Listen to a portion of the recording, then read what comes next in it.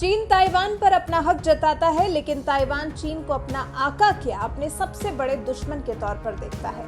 Taiwan ने पिछले कुछ सालों में चीन से अलग अपनी सुरक्षा के लिए बहुत कुछ इकट्ठा कर लिया है, इसलिए ताइवान चीन की किसी भी गीदड़ भभकी से डरता नहीं है, बल्कि चीन को उसी की भाषा में करारा जवाब देता है। लेकिन सवाल ये कि ताइवान इतना मजबूत हुआ कैसे?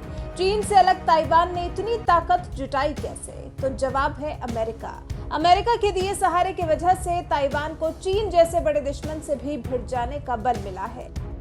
यही साथ है जो चीन को रास नहीं आ रहा। अमेरिका से ताइवान की नजदीकियां चीन बर्दाश्त नहीं कर पाया और ताइवान को दे दी खुली धमकी, ताइवान के राष्ट्रपति के सफाई की धमकी।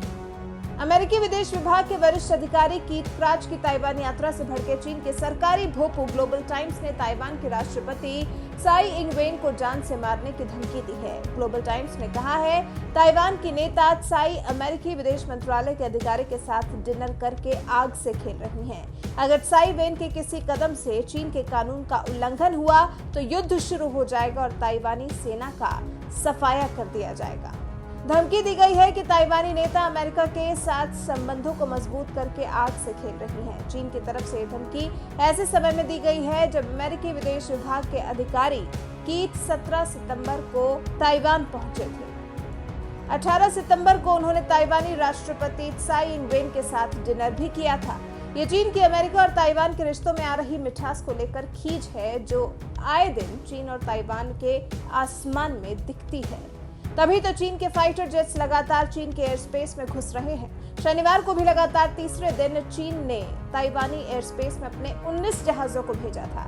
चीन के इस उकसावे की कार्रवाई के वक्त अमेरिकी उप विदेश मंत्री कीथ क्राच ताइवान को लोकतांत्रिक व्यवस्था में बदलने वाले पूर्व राष्ट्रपति ली तेंग हुई को श्रद्धांजलि दे रहे थे। उससे पहले शुक्रवार को चीन के 18 फाइटर जेट्स ने एक साथ ताइवानी सीमा में घुसपैठ की थी। चीन के इस घुसपैठी बेड़े में 12 J-16 fighter jets, 2 J-10 fighter jets, 2 J-11 fighter jets, 2 H-16 परमाणु बॉम्बर और एक Y-8 एंटी सबमरीन एयरक्राफ्ट शामिल था। जैसे ही ताइवानी रडार को चीनी घुसपैठ का पता लगा, वैसे ही ताइवानी एयरफोर्स के लड़ाकू विमानों ने चीनी जहाजों को खदेड़ने का मिशन शुरू कर दिया और साथ ही अपनी एंटी एयरक्राफ्ट गन और मिसाइलों को भी एक्टिवेट कर दिया। इसके अलावा चीन जो पिछले कई दिनों से युद्धाभ्यास कर रहा है, उसको लेकर भी ताइवान को धमका रहा है। ग्लोबल टाइम्स ने लिखा है कि पीएलए का युद्धाभ्यास एक त्वरित प्रक्रिया है, ताइवान को इससे डर होना चाहिए। ये युद्धाभ्यास ताइवान पर कब्जे का ड्रिल है। दावा किया गया है कि अमेरिका ने आधिकारिक तौर पर क्राच की ताइवान की यात्रा की घोषणा नहीं की थी, लेकिन जब वो ताइवान पहुंचे तो उनका स्वागत पीएलए ने युद्धाभ्यास के तौर पर किया। आपको बता दें, ताइवान की खाड़ी में चीन युद्धाभ्यास कर रहा है। बड़ी संख्या में चीनी सैनिक, बम वर्षक जहाज, रॉकेट लॉन्चर्स और आधुनिक युद्धपोत इस युद्धाभ्यास में हिस्सा ले रहे हैं। इस युद्धाभ्यास का आयोजन पीएलए ईस्टर्न थिएटर कमांड ने किया है। इन हालात से पता चलता है कि ताइवान और चीन के बीच के संबंध किस हद तक खराब हो चुके हैं। यहाँ तक कि चीन के सरकारी अखबार ने ताइवान के राष्ट्रपति के सफाई की खुले तौर पर चेतावनी दे दी है।